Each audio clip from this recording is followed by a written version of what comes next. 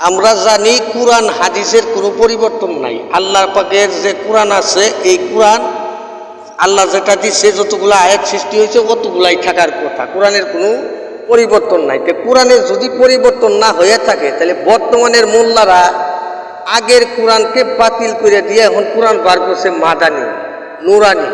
আচ্ছা, আমার প্রশ্ন হইল, ওরা কয় আগের যে পড়া ছিল, আগের যে কোরআন ছিল ওটার মধ্যে ভুল আছে, এখন বর্তমানে তারা বার করছে যেটা, এটা বলে সহি।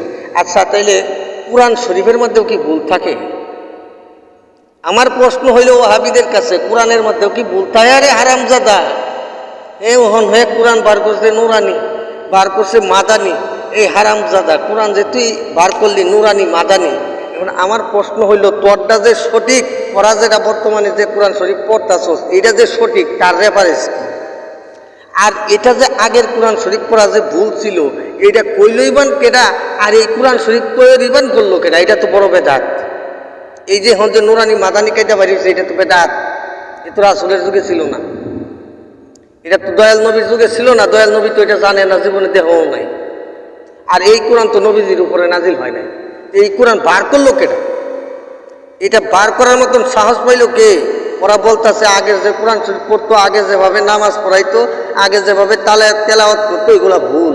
তাহলে ওরা যদি ভুল করে থাকে, তাহলে ভুলের শাস্তি তো জাহান্নাম। তাহলে আমাদের বাপদাদা চোদ্দ গোষ্ঠী কি ওয়াহাবীর ফতোয়া অনুযায়ী জাহান্নামে গেছে? এই হারামজাদাদের রুচি কত খারাপ! এরা মই মুরব্বী আমাদের যারা আছে, এদেরকে জাহান্নামে পড়াবে। এই হারামজাদাদেরকে বয়কট করা দরকার। কিসের নুরানি আর কিসের মাদানি কায়দা? কোরআন শরীফ আগে যেটা ছিল বর্তমানে ওইটা আছে, ভবিষ্যতে ওইটা থাকবে, এটাই মানবেন। লাম্বা কায়দা পড়বেন, লাম্বা কোরআন শরীফ পড়বেন, লাম্বা সিপরা পড়বেন, অন্য কোনো ফ্যাশনের আমাদের দরকার নাই।